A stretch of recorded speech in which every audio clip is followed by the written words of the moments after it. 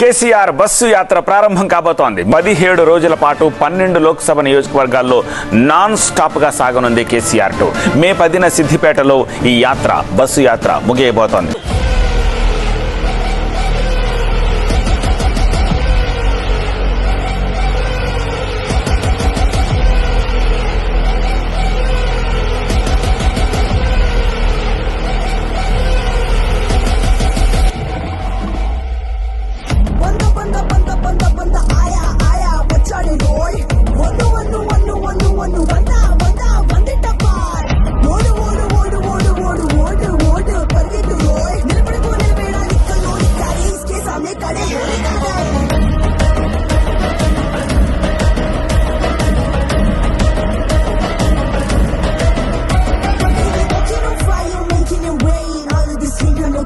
Scream